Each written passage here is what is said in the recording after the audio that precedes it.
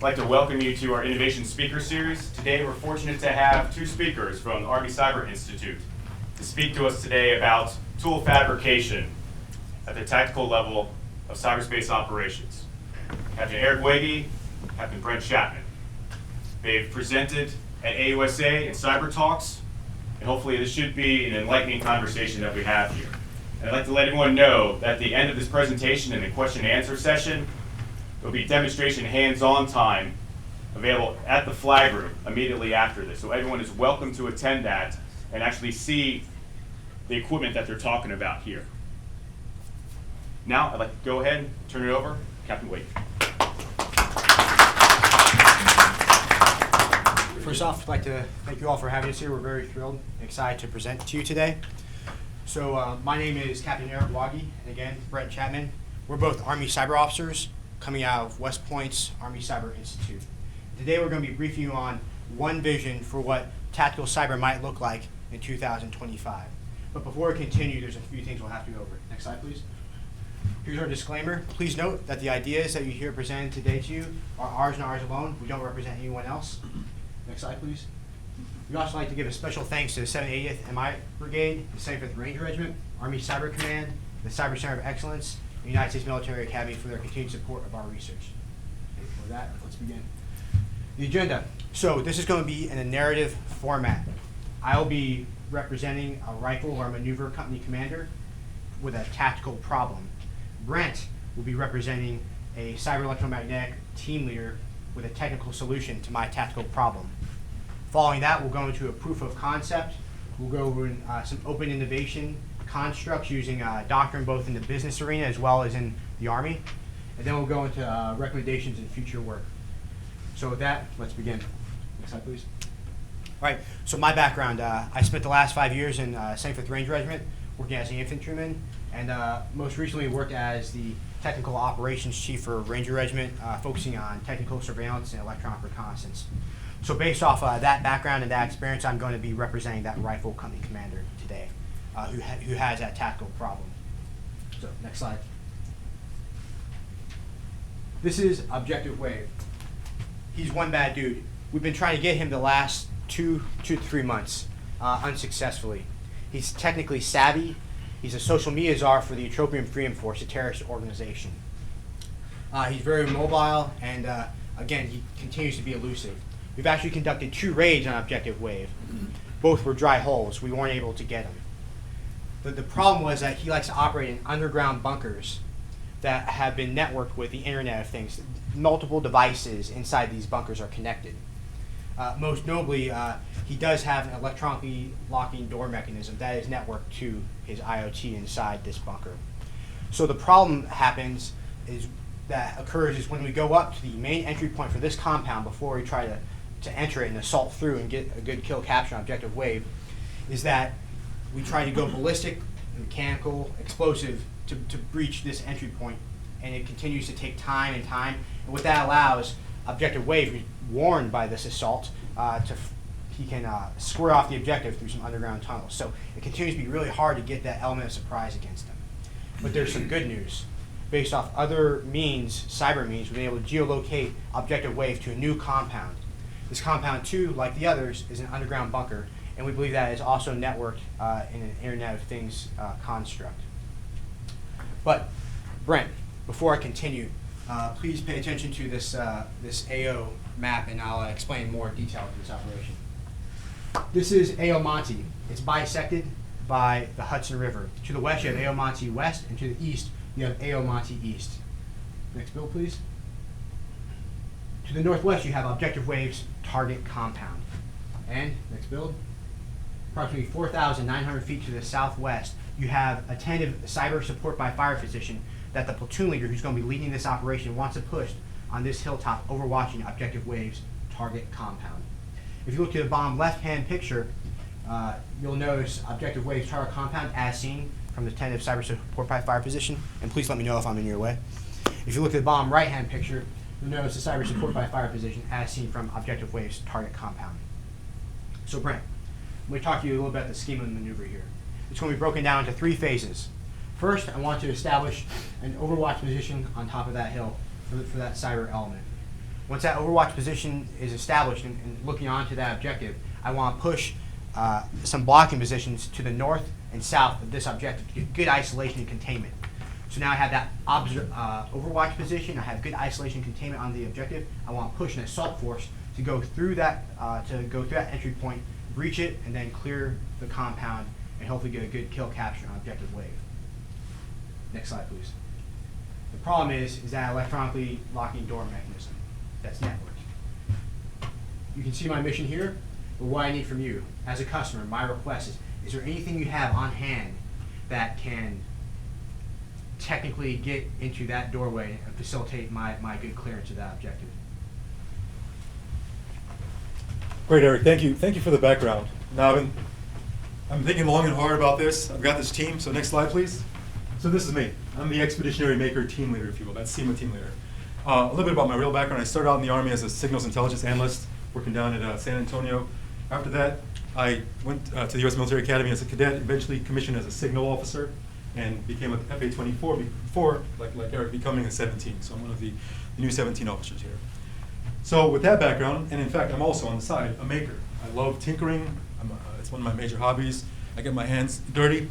And so I lead this team of expeditionary makers. And what we do, next build, is we specialize in sort of very hyper-rapid prototyping. And I know that the situation you described is very tough. You know, you've only got this small window during which we need to come up with the tool. First, we need to understand what's going on. We need to come up with this tool. We need to employ it before this guy takes off again. And being that he's been so difficult to pin down, we've got to take advantage of this as quickly as possible. So I use my team and my tools. So here you see some tools, some printers, CNC machine. We've got an electronics bench, and I move into theater with this expeditionary maker module, if you will. And we have some ideas, my team, my very talented team and I. What we propose is, next slide please, is something that's very familiar. It's been used time and time again. Anyone familiar with the cantenna? Right? It's very cheaply fabricated open-ended waveguide. It's an antenna really. But given the time constraints that you're giving me, and what you need to do, get on this 802.11 network, we think this might work. Okay? So what it is, for those who don't know, next build, is, I was able to do this in about half an hour, build this very quick thing out of a cookie can. This cookie can has perfect dimensions for the frequency that this 802.11 is working on, so it works out. This is great. Well, is this thing going to work? Is this thing actually going to give us the access we need from the distance that you described? Do we think it will? Well, we weren't sure. I mean, according to calculations, it would, but we had to. We, as Eric and I and another team member, had to try this out. So I'm going to describe to you. Next slide, please. What we did just to sort of prove that this worked. So if you remember, we have objective wave on the west side of the Hudson River, our cyber support by fire position on the east side, and so what we did one morning, next build, is that for PT, Eric, I, and another captain went out to objective wave with some equipment, an access point. We parked that access point at objective wave, which is the location of the Fort Montgomery historic site, parking lot. We then got another vehicle, proceeded south towards the Bear Mountain Bridge, and crossed over to the east side of the Hudson River. At which point we parked that vehicle and began the ascent to that support position at the top of that hill called Anthony's Nose. Okay, so you can sort of see the view from Anthony's Nose, the cyber support by fire position, 4,900 feet away, you've got that target. Next slide, please. So here are some photos of what we did for our proof. And as you can see, this is the actual photo from where we were.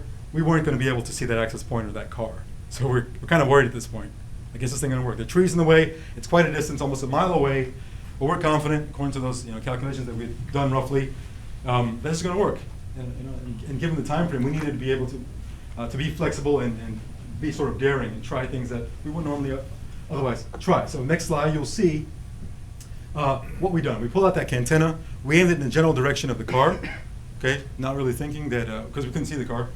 Eric had the cam there, I'm on the computer, and sure enough, the signal comes up for that access point. So we're like, wow, this is great. I'm getting a great signal reading here. Well, can I get on the network? What I had done is I had pre-positioned a file on that access point. It was basically a website.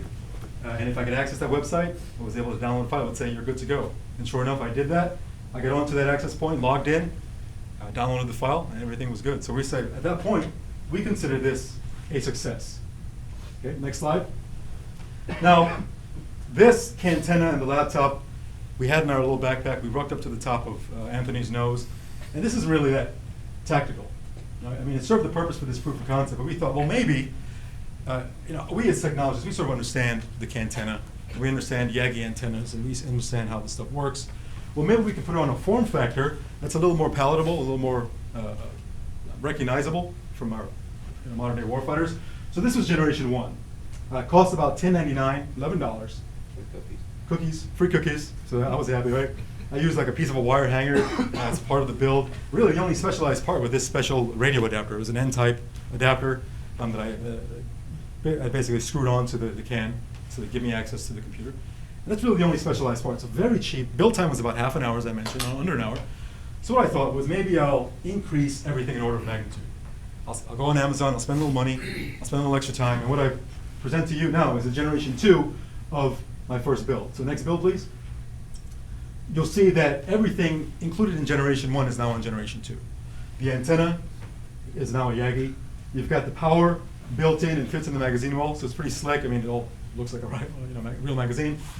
The computer, instead of a laptop now, is a Raspberry Pi running Kali, an open source penetration testing operating system that many of you are familiar with. And the radio is on the other side, and for this particular case, we use 802.11, and so I had a radio there. I could also swap it out for any number of other reasons, right, depending on what I'm doing. But this is neat because although it took just about 10 hours for us to build in our garage, cost about $150, so very affordable for some captains. We had trouble finding the money, but we wanted to get this done, so out of pocket, not a big deal. We made it work. Well, does this thing actually work? I mean, this is a cool looking thing. It's kind of neat, but does it actually work? We were pretty happy about this. And of course, it's catchy, right? It works at about the same range. And most importantly, we think, is that it helps bridge this gap that we have between those who understand technology and grew up with it, and our senior leaders who didn't necessarily grow up with cell phones and iPads and computers, and may have trouble getting these ideas of zeros and ones and RF, and et cetera. So this kind of bridges that gap there. They understand, point this towards enemy, and pull the trigger, right? The Raspberry Pi has a touchscreen. So as you can imagine, maybe we could, if we did our recon and we knew what type of network was on, maybe we could pre-position an exploit on that computer. So it could really be as easy as click that button. Well, we wanted to also show that it worked. Next slide, please.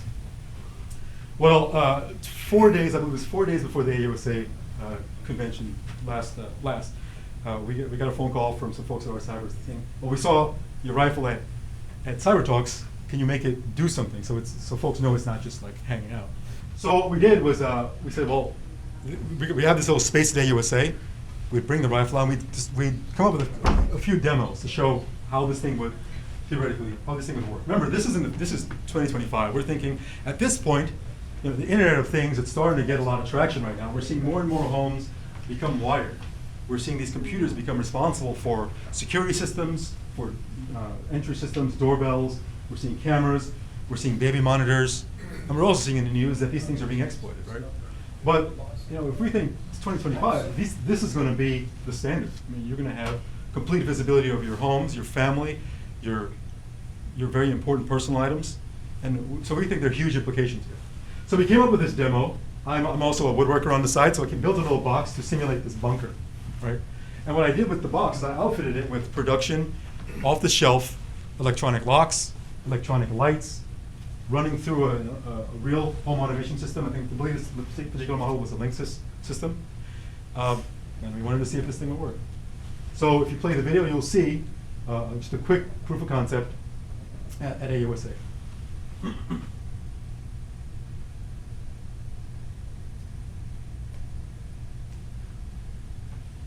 Now, of course, I'm 5 feet away, right? We only had limited space, but you could imagine we had great fidelity with the range that we were talking about during the Hudson Wave concept, that you could be, think about it, almost a mile away, given conditions, of course, and with everything pre-programmed appropriately, you could, we think, do something very similar. Our next proof was is very relevant because of what we're seeing in the world. Actually, yesterday, a research organization out in England released a report about drones, commercial drones, off-the-shelf drones being used for various purposes, to include surveillance, to include the possibility of dropping munitions or explosives. And these drones are very cheap. They're $200 to $1,000, right? So could we use something like this as a platform, given its flexibility, right? I can change radios out as needed. I can change power out as needed, et cetera. could we use something like this to perhaps take one of those things down? So with 4 days notice, we said, well, maybe we could, I don't know, don't want to promise too much, but we ended up with, I think we think, a successful demo, which is our next video. So this is an off-the-shelf drone, a Parrot AR drone 2.0, which you can find at Best Buy and on Amazon for about $300 nowadays. Right? And what it does is it works using smartphones. The drone is basically a flying access point. So you pair with the smartphone, and the user will download the app and control the drone with the app over 802.11. Right? So I'm thinking, there's something there. So let's show this video. So we have General Fogarty to the left, and this is the demo that we did for him. My operator is flying the drone around, conducting surveillance.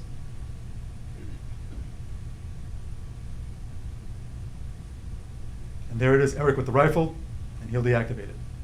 Wow, pretty neat, very dramatic. It catches the eye. Next slide, please. Well, how did it work? Well, no more than 10 lines of in a bash script. It's a flying access point. We knew that it had significant problems, significant vulnerabilities. This particular drone has a telnet wide open, right? So if that's the case, and if it does in fact have an access point, which required no logging credentials, by the way, and this is off the shelf, we didn't modify this at all, okay? Well, then perhaps we could log in, and we could go through telnet, and we could issue simply a power off command. This is a computer. When you send power off to a computer in this way, it's going to shut everything off.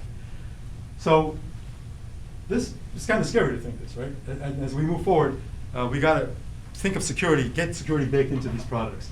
And so this is kind of a very real-life way, make it a little more tangible for folks who don't understand the implications of this wired world, make them appreciate it a little bit more. Next slide. Well, why aren't we doing this more? I mean, it didn't take us very much in terms of resources to show that this is possible. It took a little bit of knowledge, a little bit of RF, EM knowledge, a little bit of knowledge about networks, et cetera. But it shouldn't be so difficult. And really, we did this on our own. This was a side project for the both of us, and it got a lot of traction and interest from senior leaders, thankfully, and it turned into something very attractive. Well, is it an acquisitions problem? Well, perhaps it is. It's very difficult to get these off-the-shelf components to be used in this way. Is it really a lack of awareness, real awareness about what's possible? Sometimes we overpromise things, sometimes we undersell things. Is it the concept, grasping this concept of cyber as an enabler? Well, yes, we think it's all those things. But we're going to focus on this idea of cultural innovation. We think we have this problem about innovation and what it means. So we're going to talk a little bit more about that in our next few slides. So we'll talk about open innovation. And this is this idea of, the Army has been very successful in a very regimented R&D process for lots of reasons. We do in-house development. We have custom solutions that take a lot of advanced knowledge on how to work. But the benefit is that OPSEC is greater. We have this lower risk in terms of actually using the thing. We know it's going to work. We have, when we develop things in-house, we know that the IP, the intellectual property, is a little more protected. But with open innovation, it's the idea that you share knowledge across boundaries. You have rather porous borders when it comes to R&D. You look at your competitors. Sometimes you look at your adversaries and see what they're doing. And that's kind of a scary thing. Right? So it's something that we like to explore, this idea of open innovation. We look to the left and to the right, next slide please, at the cantenna, for example. This was done a while ago. When I was a cadet, I was building cantennas with Pringles cans, just as proof of concept. So this isn't anything new. I didn't invent this. Right? But what we did see, Eric and I, is we saw perhaps a place in the Army, or we looked for it in the Army, really didn't see a place that it existed. So we thought, well, let's take some tips from some guys who built things that look like a rifle. Like this guy, for example, he built a Bluetooth rifle for attacking Bluetooth targets from similar distances. We see cantennas built out of Pringles cans. We see a commercial version of the cantenna. We see that it was presented at a few DEF CONs ago. Using a Nerf gun. It's very, very bright, very colorful, attracts a lot of attention. But there was really no evidence of anything like this in the military. We thought there was some space for it. And so we took those lessons from other folks on the market, and we think it's a powerful thing in certain cases.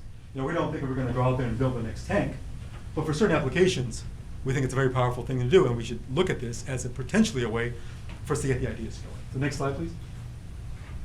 We'll talk now about something that's very familiar to quite a few of you, and it's the operations process. So with that introduction to the open innovation concept, which was developed at UC Berkeley School of Business by Dr. Chesbrough. So it's more of a business management model, but we're going to pull the string a little bit and apply it to some frameworks that you may or may not be familiar with. Hopefully many of you are familiar with this framework to sort of re-examine this open innovation concept. So the operations process. Next slide, please. This bad boy was developed in the 1980s as part of air-land battle doctrine, so focused on defeating the Soviet Union and the industrial age, the analog age. It served us well and continues to serve us well. As you see, it's a three-phased process, plan, prepare, execute, all encompassed by assess, and it's driven by the commander. So because of the nature of the threat that this process was built to defeat, the innovation within the staffs were very closed. You had some staffs on occasion reaching out to another staff, parallel or subordinate or higher, but most of the actual planning, execution was done in-house. So what we think is, in the future when you start thinking about operations or R&D, maybe open up your apertures a little bit more and apply what we were calling the innovation component. Right here. Next slide, please. So, like the operations process, the innovation component consists of three phases: discovery, make, and exploit. So what's really different and unique about this when you apply open innovation is the discovery phase. And that's where you have your members of your organization who are constantly researching formally and informally to expand their breadth of knowledge. Not necessarily only internally to the organization, but maybe they're trying to find technical knowledge from the commercial or private sectors. Maybe they're trying to acquire knowledge from academia. But what they're building is developing this library of knowledge in their brains, not necessarily built for one specific task that they know is going to happen, but just to have it be postured to support almost any task that comes their way or requirement. So that's the discovery phase. Now you make your money during the make phase. That's when you receive a request or a requirement from a customer, and you take this knowledge that you've acquired from multiple areas in your discovery phase, and you design a tailored tool, technical tool, for your customer. Once you've designed that tool, then you transition to the exploit phase, which is where you employ that tool in virtual battlefield or the physical battlefield, what have you. Once you complete with the mission, you take that knowledge, that after action review, and you push it back into the discovery phase to give you more of this, more context to the problems of the users, of the warfighters on the ground. And it sort of drives the azimuths that you take when exploring knowledge, both in your organization or academia or the private sector, etc. So that's examining and applying this open innovation concept to Army doctrine, something that many of us are very familiar with. Now, next slide, please. Let's explore something. Oh, yeah, there we go. That's the component, innovation component embedded and nested within the operations process. It's not necessarily to replace the operations process, but to nest within it. Next slide, please. The value chain. The value chain is much like the operations process in the Army, is a business paradigm developed by Michael Porter at Harvard Business School in 1985. And it's essentially is what firms use to design their activities that they or the processes that they have for developing products and services that create value for their organizations. So that is the value chain. Oh, and also feel free to interrupt us at any point. Yeah, exactly. We'd love for this to be a discussion. As I mentioned, we talked about this at Cyber Talks.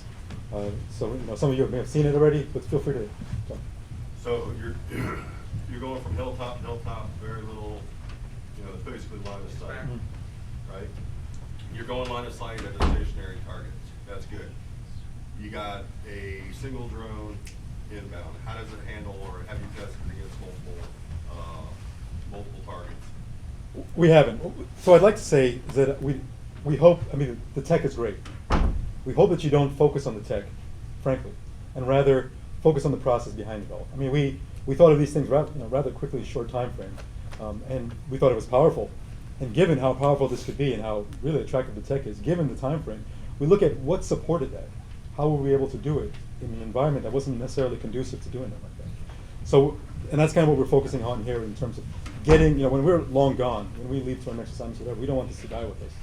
So how do we promote and encourage a process that traditionally we felt a lot of friction about? The Army has a paradigm that is very closed, and it works, and it scales extremely well. But when you come up with these ideas that are a little different, how do you support that and really see some value there? And that's kind of what we want to fix. We can talk about the tech afterwards, absolutely. Well, not just tech, it seems like is it going after purely the code being transmitted, or is it going after the actual RF? Because most of those devices work off of different. Let me frame it before we go on. We're focusing on the process itself. So say I'm a customer, Right. and I've worked with customers like many of you have. I want to hit this target within the next 12 hours because I know that objective wave, for example, is going to be going off the objective probably in 24 hours. So I have a small window of time. I don't necessarily have a tool on hand, or Brent's team doesn't necessarily have a tool on hand, but they have a requirement. And they have this wealth of knowledge, this menu of components, software, etc., that they have, that they can craft together rapidly, quickly, to provide me a technical solution for my problem. So it's a process we're focusing on, not necessarily the specifics or specifications of the technical solution itself.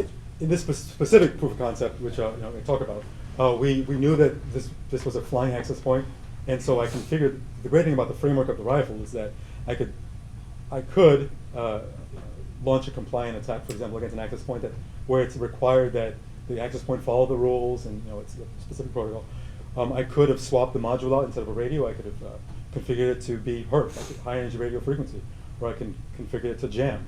And so this framework is kind of cool because you can swap it out for whatever you want. But in the particular case of the drone, we used something that we knew about the drone, that it was this really vulnerable access point, and we took advantage of it using the framework that we had. One last technical question. Sure. Once you disabled the drone, was the individual able to re-engage and restart it up? So, Or was it dead on the ground period? Sure. So what you get on the phone is basically signal lost. Right. Now we could have, and I did test this in the hotel room as I'm furiously trying to make this code work before the presentation. I was able to knock the legitimate user off using a deauthentication attack, take control of the drone, and issue my own commands. So you can imagine, if a drone's flying over with some type of explosive over a very sensitive area, you don't want it to just fall out of the sky. You could take control of it completely and send it off to 1,000 meters this way or whatever, and have it detonate safely. So yes, that's possible in this case. Well, not Sure. to steal your concept here, but I guess or go ahead, but so what you're thinking of is like a unit of action that goes along with that. If there is quick reaction force, quick reaction cyber force that goes and is able to have a 3D printer and all these things at their ready to go and address the quick problem you have. That's what. Essentially, it's the so in my experience, I worked with raid forces, working in the 75th Ranger Regiment, and I work in a technical operations cell where we did not necessarily things like this, but we use a lot of COTS commercial items to develop technical solutions for our customers. And often we only had 24 hours to develop a technical solution.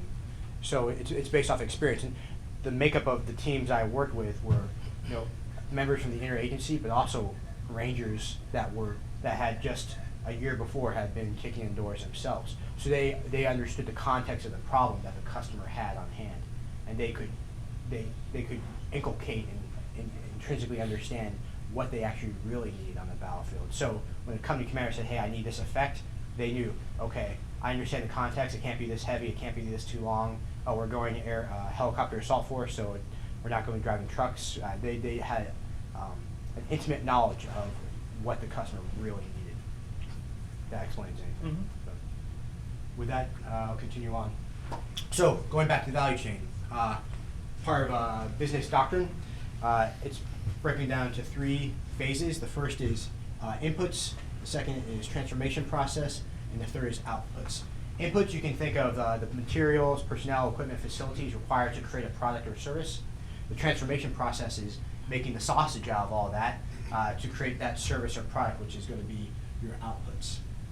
Now, traditionally, this last decade, the defense industrial base has dominated majority of this process, particularly the inputs and transformation process, where developing these solutions has been conducted at the stratosphere level, the operational, strategic level, with oftentimes little input from the actual user, the warfighter, him or herself.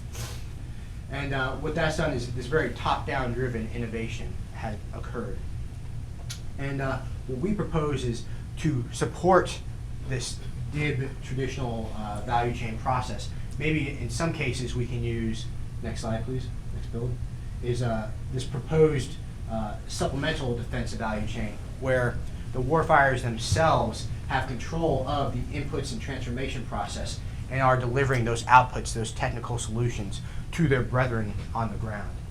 And what this allows is this reversal of the traditional process and this distributed network innovation capability, which is very fast, often cheap, and understands the context of the customer's problem.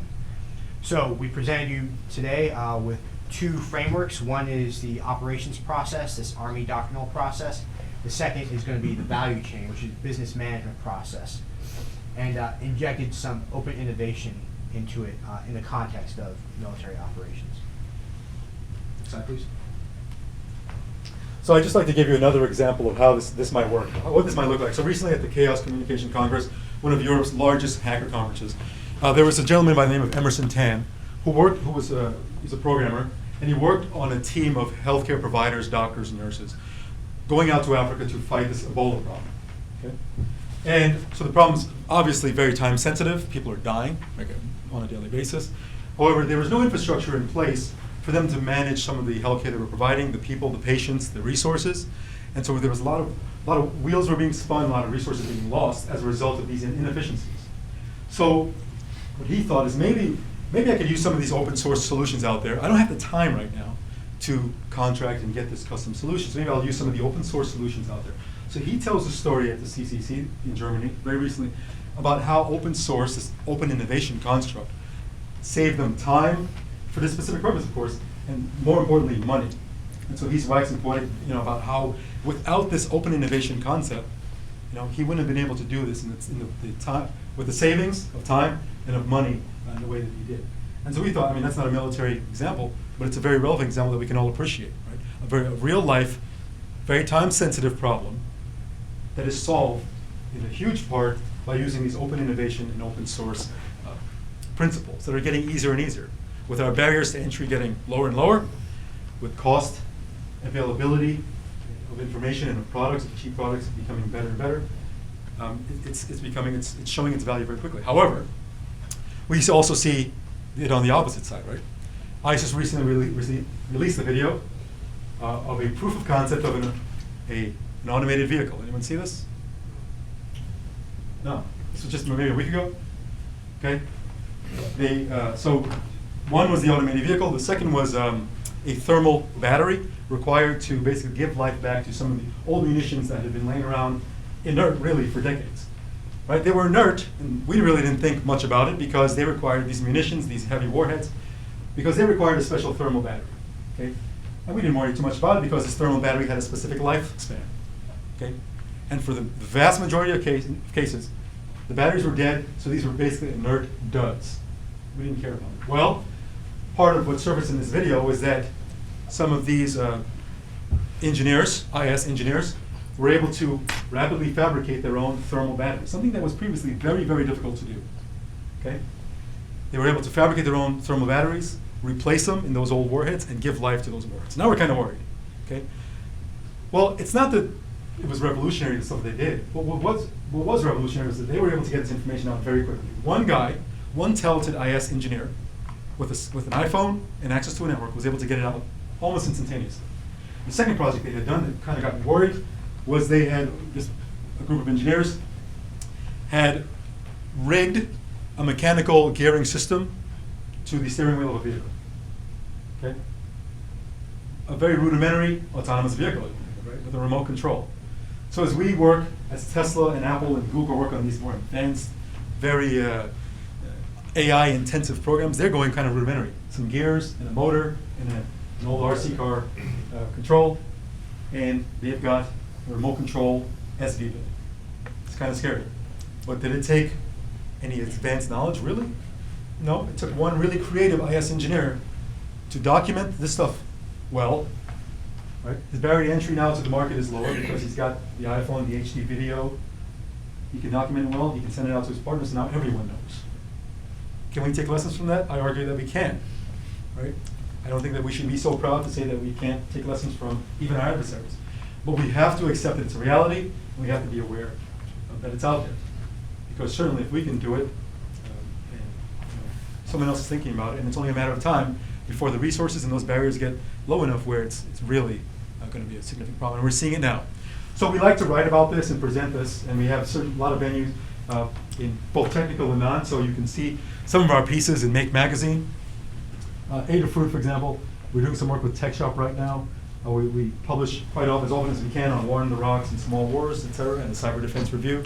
And we like to take these ideas from the community, both military and the respective tribes that we belong to, and serve as a bridging function for a little more crossover. We talk about public-private partnerships. In practice, it's a very, very difficult thing to do. But we think that our efforts, a small part that they may play is very important in this overall effort. We also have an upcoming partnership with the DIUX. In fact, I'm preparing for PCS out to Silicon Valley, so I'll be leaving the ACI. So we'll have a longer-lasting relationship with, at the DoD level, of course, with those innovators. And we're trying to reestablish this strong military presence in what really is the birthplace of innovation, Moffett Field, Silicon Valley. And where did it all start? It started with the DoD, so we're trying to get back there. Okay. Next slide, please. Again, you can reach us at our previous sites or any of these. We have our website, cyber.army.mil, and the Cyber Defense Review. We thank you for your attention. At this time, we'd love to take any questions. So, when Facebook came out, really caused a social engineering, a societal change. It really had second-order effects with our adversaries. Really made them more effective. Didn't do much for us as for the established militaries of the world. So we're seeing to be on the cusp of another type of revolution, and that's in personal manufacturing. With the 3D printers, all of this has recently changed how their whole business model, and they're offering their AutoCAD software for free for anyone who wants to use it, in the hopes that they can, through innovation, can build something that they will buy products from in the future. Is that what you're seeing, and what second order effects? I mean, you already mentioned one with the remote control vehicles.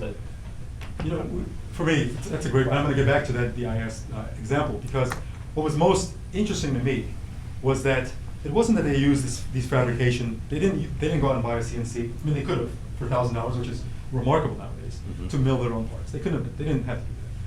What they did was rather something that we really couldn't foresee was they're building the smaller parts that were the key to these larger systems. So they're using these larger systems that were built by the Soviet Union in the U.S. And we didn't worry about it because there's no way that they're going to replicate one of those for themselves. So that's not what they were thinking. They were going to see what they had, find out the minimum pieces that they needed to fix or to replace or to remediate, and do exactly that. And we didn't really anticipate that. And that's what's quite fascinating about this.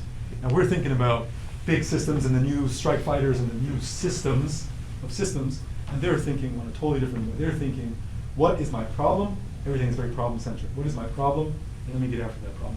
The issue with having the DIB being so embedded, I'm not poo-pooing the DIB or anything like that, but the issue is that we have this complacency as leaders, as senior leaders especially with it. We think that the solution presented to us is the solution. Okay? And that's that sort of closed, fixed mindset. If you have, on the other hand, a growth mindset, you see potential in products, this maker mindset, if you will. It's really the same thing. You see potential in products that reach beyond how they're presented to you. You see that the paperclip is not just a tool to keep paper together, but it might be the tool to defuse a bomb, like MacGyver did so many times, right? That's really it. So to have that mindset is what we're trying to get towards. And they've got that mindset because it's necessary for their survival. Right now, I'm not convinced that we've gotten to the point where we see it as a necessity for our survival, but we're smart enough and we're capable enough and we have resources where we can start getting beyond that and think decades down the line. And that's a challenge. If you look at the third offset strategy that was first pushed out by Secretary Hagel, it looks at one of the key elements of it is repurposing commercial technology for use to gain military advantage.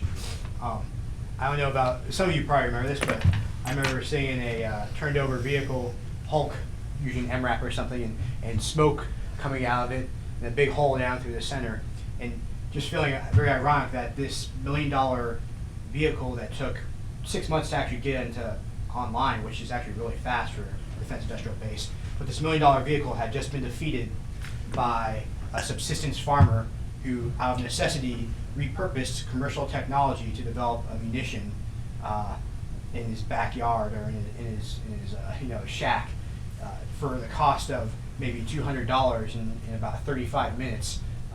Had just defeated this MRAP. It sort of, you think about, maybe they've actually grasped this third offset better than we have, and the fact that they can repurpose commercial technology rapidly, very fast, and at a very low cost, and it's been driven out of necessity, and they've done very well at it. Yes, sir.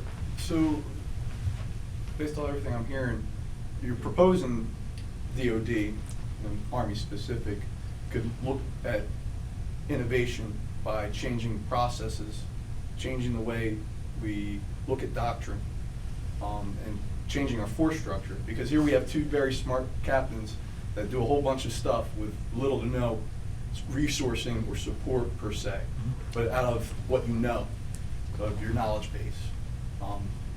So, like, I know the Army's looked at Six Sigma before, and just-in-time delivery for acquisition. But what I'm hearing you guys say is basically we need to figure out a better acquisition process that is more reactive to the threat analysis as we find it. Because here I have an infantry company commander that says, hey, I just did my threat analysis, and here's a threat that I have, and I need something to figure out how to fix this.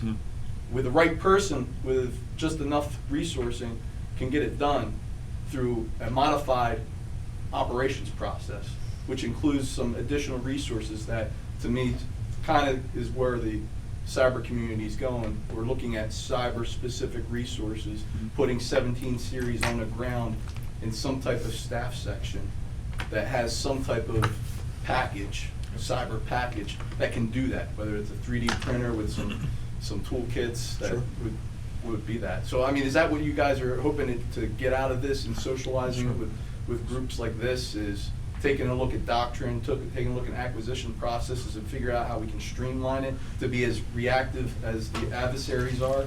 That's it in a nutshell, sir.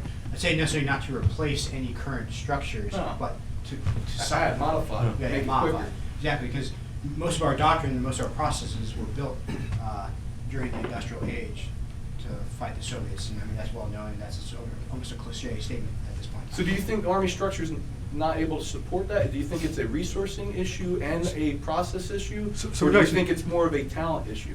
So Not we- having those right people in the right places? Because I put you in this organization, we go out in the field, and I tell you, hey, Cap Chapman, I need you to open up that door. We're probably gonna go outside right now, and you're gonna do that, right? So as long as I got the right guy that has the knowledge, and I've given him a couple of resources, it can be done right now. Is it really a resource issue, or is it a talent issue? It's actually, we've looked at it from really as many angles as we could, using .MLPF, for example. So we've looked at it with, how do we attack the process itself? How do we improve or update, the existing processes? What do the facilities look like? Like what should we be sending downrange, for example, if you're looking to rapidly fabricate on? What do the teams look like? So we've done everything from the team structure to materials to the processes to, we've written a piece on acquisitions, and that's a very tough thing to address, especially from as junior as we are. All we can do is give our point of view and where it's not working, and perhaps pitch a couple of good ideas, and so we're slowly working to socialize that and see how far we can push and how deep down the rabbit hole we can get. Have you guys been to ARL at Aberdeen? Yes, sir. Because ARL has mobile labs that do a lot of this rapid prototyping, but they hold them at the core level. Rogers. So there's a REF, for example, Rapid Equipment Force, which is very similar construct, and don't get me wrong, they're rapid, relatively. Relative to 6 months or a year, they're rapid. I believe their quickest turnaround was maybe 6 weeks, they had reported. I mean, we're looking, our vignette, yes, it's a vignette and it's a canned scenario, we're looking at a matter of hours. I think for certain. ARL has three fully equipped air mobile labs that are designed to be placed at forward core headquarters with 3D printers and. Roger. So I mean, when I saw it, I didn't think it was at the right level. 3 stars aren't walking the street to determine what they need. But I think that, and then if you look at the 101st era AAR from Ebola, they deployed with the Army Medical Lab, and General Volesky credits the Army Medical Lab with the success of the mission because they were able to do frontline prototyping and corrections on the fly. Right? They were doing things in theater, which is one of the challenges we have here. Is in the United States, we got to play by a litany of acquisition rules that as soon as you cross the water's edge, you open up some opportunities for ons and JUONs and self-creation. So Yeah, see, and that's what I was getting at, sir. So, having been in theater a couple times, I saw field commanders where given some money, so some CERT funds, and the capability of being able to do ons, were able to make things happen, but mainly because they had the right guy thinking the right way. right. And it was that innovative thought process when that staff member came up and said, hey, sir, that paper clip, it could be used for something else besides just putting a piece of paper together. And you give me some money, and you give me 2 more NCOs here, we can get that to you in a matter of 2 hours. And it happened. So I'm looking at, you demonstrated down to the tactical edge the capability of a modified force structure where you created an expeditionary cyber team, an ECT, that was supporting down to the company level at the tactical edge that. So, but we have these 17 series, and it kind of brings up the question of, are we, for me, in my mind, is, where are we putting these talented folks, these 17s, and how far down do we really want to go with that? And then what is the package that comes with it? But you're getting into the fundamental issue is culture. Yeah. We have a huge cultural problem. Right now, what they demonstrated to you has threatened the entire acquisition process. So it's a multi-billion-dollar industry. It comes down to leaders being able to embrace innovation. Because I said, hey, I want some of that innovation. Right? That's what you hear leaders talk. I want some of that innovation. But the culture we live in is about processing. We all keep going back to processes. This doesn't need to scale across the entire Army of what they're doing. There are pockets of excellence where they have to have the vision with the leaders, have the maturity and trust that this is not going to go out of control. It's just because there are things that could happen here that are great things. They're not going to scale. What you guys demonstrated could just be for a mission. You throw it away. That's the JSOC, the special ops mindset. You just throw it away. But that is the fail fast concept, which is completely alien in DoD. I don't know how many times these guys failed at what they did. I'm sure they have lots of failures. All makers fail. You have a success here, which is great. You talk about your successes. But there are lots of failures out there, and you can't be afraid to fail. Because for every one success, there's probably 100 failures. And we have to be, as leaders, be ready to embrace that. And I think culturally it's going to take a long time to do that in DoD. But there's pockets of this, and that's where General Cardone is getting at. This exists. We know it exists in the command. How do we tap into that where there's folks like you that got these great ideas, bring them to the forefront? I'm not saying we're going to change the entire acquisition process, because that's not going to happen. I think you're a lot of good stuff here. I think you're right, but I think you mentioned risk. And take your cyber rifle. Love it, LED lights on the front, firing out. I think it's wonderful. And it unlocks a door. But as you're pointing it, a 747 goes over and it falls out of the sky. I think there's risk there that our culture avoids and needs to, because we don't want to go there. Because you do that once and it destroys all those attaboys very, very quickly. So I wish you good luck. I do have, in 1998, somebody walked in with a dongle, right? And I didn't know what a dongle was. And it had some software that did stuff. And it wasn't very good stuff. And it was quite expensive. And we kept it in a desk drawer. So once again, it goes against our culture. Where are our current weapons? They're locked up. There's process, there's procedure. And we're now going to try and embrace that we can build weapons in an hour. How do we secure it? What's the process? You know, so I think it's great. I look forward to seeing it. See, I got two things on this. When you're doing, first of all, great demonstration, first of all, because I too pride myself in kind of thinking outside the box.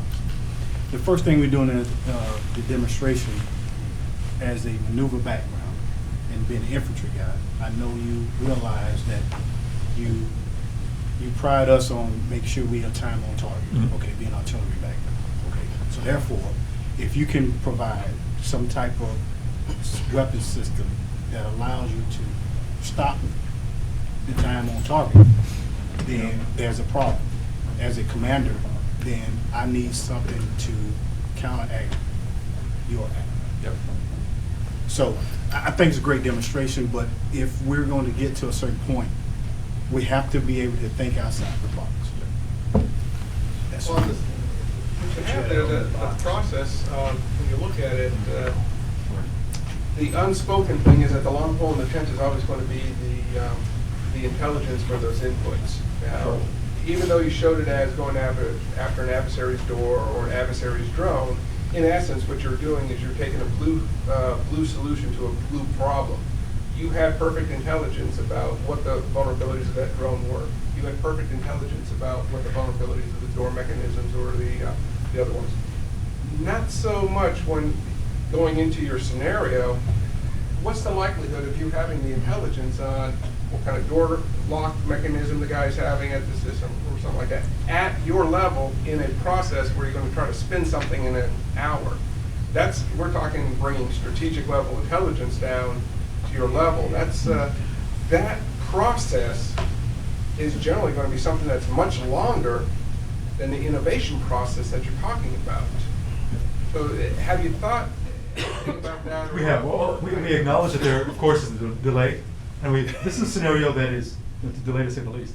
This is a scenario that is canned, and for the purpose of a proof of concept, we think it's powerful. We're not saying this is going operational tomorrow by any stretch of the imagination. But what this does do is a couple things. One, it shows that it's technically possible. Two, it also, it gets interest into what is really possible. It gets folks who are a little reluctant to even jump into the conversation now, because they see one end of the spectrum of what's possible given perfect intelligence and a perfect scenario and line of sight and great signal. But that's where the discussion begins in my mind about how do we get this in a process and how do we get it, how do we think about this going forward? Because if we ignore it, it's going to be nothing but bad for us, I think. So have you all thought of a way to articulate how do you think outside the box? A lot of us in the green suit say we got to think outside the box, but we're thinking inside the processes and structure we've already given. And so what I found in the private sector is they think differently about the same end state. There's an end state, but they think different. Their approach to get to the end state is different. So have you thought of, or in some of your research, ways to help articulate or to help those of us who don't do this on a normal basis think about, how do I think about a problem differently in order to create solutions? And that's some of the things I've ran into. Some people I just stop talking. We got a lot of historians. They'll tell you what happened the last 2-3 wars, World War I, II, or III, and this is how they solved the problem. Great. That's not today. So how do they think about their approach to solving the problem? So it's more not necessarily the process is a part of it, but how do you get others to understand, here's how I'm having to think about this differently, so that their light will come on. And maybe some examples like this will help others, people light come on and thinking about, how do I approach this solution set differently? So they're doing it right now. It's through education. I think But the piece before you educate them, tell them about what you did, but tell them about how do I approach the thinking effort towards coming to this process is the piece that I'm getting at, because a lot of people won't get it until they see examples of it. Self-licking ice cream. You're trying to put a process and procedure behind So it. the doctrine guys will tell you that that's the purpose of design. So one thing that I'll start with, the spirit of this, or necessity drives invention, essentially. Then Brent will discuss risk tolerance. So I mean, we wrote this article on One of the Rocks several months ago, saying innovate like an insurgent. So you have to think, you have to be put in a position where you are given the same resources that, and maybe a training event, you're given the same resources and in the same state of mind as a subsistence farmer that is trying to blow this convoy up. You give them this limited number, sort of like the Apollo 13 mission scenario, limited number of components and software or whatever technical materials you have on hand. And you say, hey, create a solution to achieve this effect. And you force them to take whatever they have on hand and just make a solution. It doesn't have to be the 100% Gucci solution, but make a 50% solution, see if it works, test it out. Maybe next time, just do it iteratively, and maybe you'll develop that click or that change in their brain where they're going to start thinking of different ways, creatively to find that technical solution. I think that we're a nation of very, very, very talented people. Our army's full of people who, many of you have fixed something or MacGyvered something or made something, surely, right? But I think it's, for the majority of my career, I wasn't necessarily supported in this. I wasn't necessarily told that this is a good thing. I'm a very adversarial thinker, right? And that can sometimes be seen as a bad thing, right? Going into a building and saying, oh, interesting, those wires are exposed. I wonder what I could do with that. X, Y, and Z, right? So there is some risk that commanders, senior leaders, have to assume as we, there's a lot of benefits with open innovation, et cetera, but we need to talk about risk and the willingness to fail, as was mentioned before. It really wasn't until very recently that I had the very overt and explicit trust from my commanders that we will allow you some room to fail, some room to explore, some room to get your, really, what would have previously been thought of as crazy ideas out there and see how it goes. And sure enough, some of them stick. So it takes the trust of senior leaders, really. It takes champions and the trust of senior leaders to allow that leeway to fail. We can't be an army where the first mistake a lieutenant does is the last mistake he does, because he's going to get out because it's not tolerated. Right? That's tough, and that's a tough thing to do, and that's part of the culture. We're trying to change it, and I'm not saying it's going to be easy at all, because we function well at scale by tolerating less risk. But there needs to be room for it if we want to continue to be healthy in a world that's changing dramatically, given the interconnectedness. So we're the federal government, so we're always going to have processes. So ACI, how much has ACI funded your research? Because I think you pointed out that you guys paid out of pocket. So even with the materials, so the travel, the talks, the speeches, it's been incredible. I travel as much as I wanted to, but still, there's some challenges. So but therein lies an issue, right? So they'll pay $1,000 for you to travel somewhere, but to get them to pick up a $50 tab to buy a piece of equipment, that's a little more challenging, isn't it? It is. Absolutely. Even at the ACI. But that's the same problem we have with combat. I can fire an $80,000 missile and not think twice of it. But buying a $5 cup of coffee from the street vendor Yes, sir. is Oh, you use your card. No, Yeah. you can't do that. Have you guys have any ideas on ways we, or maybe things that ACI is doing that is expediting that to encourage innovation amongst other guys like yourself? We don't necessarily, I don't know any actual, contractual defense acquisition university methodologies for. No, I ain't talking about that. I just wonder if there's any shortcuts. Those of us, been in combat zones have found there's ways to get things done. Yes. Essentially, when I worked at the technical shops in my last job, all of the resources were pushed down to the tactile edge. Right. And we had personnel ranging from electrical engineers to pilots to all source analysts, and then you also had your ground pounders, your knuckle draggers, your 11 Bravos that had some technical acumen similar to Brent's, but also had a lot more operational. They had led fire teams into buildings and cleared them, so they could connect that. Yeah, and that's good. That's a great example, I think, and that's something I think the cyber community is looking at SOCOM and saying, is there a way we can do something similar? And if you guys haven't done it, You have to find, as you were saying, so it is a talent management aspect or talent identification. We've talked about targeting, so come from a targeting background. find, fix, finish, exploit. If you look at finding that kind of talent is really like targeting individuals with the purpose of recruiting them into. So you have to find and fix them at areas where they're going to be static for a while. For example, like a maker fair or a maker space, or a cyber patriot challenge, things like that. That's where you're going to find and fix these guys, and then you have to develop a finished solution, which is where That's an interesting, because as you guys were briefing, that was the first thing I thought too. You guys are both like recruiting a recruiter's dream for the cyber field. I mean, has it been talk? Have you guys been approached as far as Actually, so if you go back one slide. going out and targeting some guys for recruiting? So just I'll just briefly discuss our our initiative with Tech Shop. Tech Shop's a very well-known makerspace across the U.S. I think they have 8 facilities now. There are a couple in California. There's one on the East Coast in Alexandria. And so we're working on one of our major projects is to maybe, how do we work a sponsorship, partnership, we're not sure yet, with Tech Shop to facilitate the first portion, find and fix. DARPA did something very similar with the Arlington Tech Shop. The CEO of Tech Shop is a former Green Beret, and it's all about doing this. And the people that go to Tech Shop are these people who see a product as much more than a cell phone, for example, and maybe it's a remote, or maybe it's a this, that, the other. And we're trying to find those pockets of where we can it could be recruiting, or it could just be education about what the Army does. It doesn't necessarily have to be recruiting. Maybe they'll join as a civilian or other paths. But that's one example of how we're trying to attack this. Good. I thought that the brief was very, very gripping, but I think it kind of, we'll be candid here. Sure. I think that the takeaway is that the innovation we're seeking is technology. There's a technical innovation, but I think that's only half of it.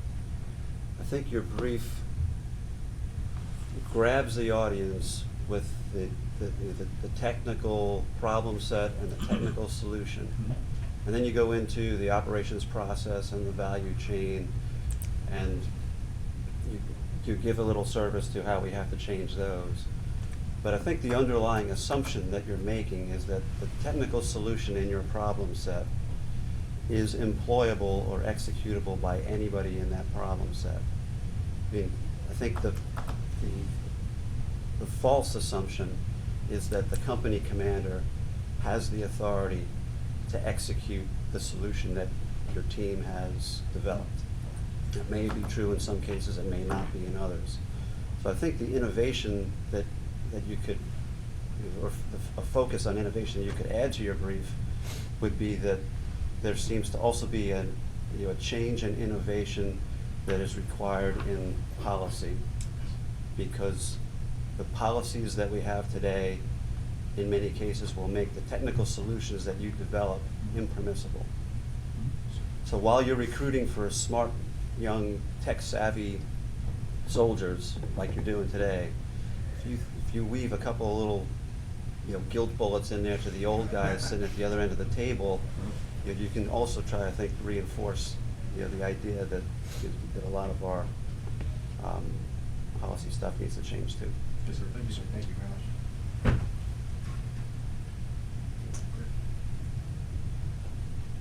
I didn't mean that to be a downer. If there are no other questions, first, go ahead and thank our guest speakers.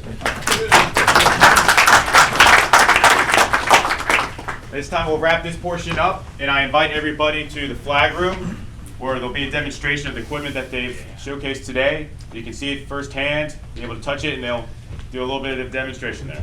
All right, thank you very much.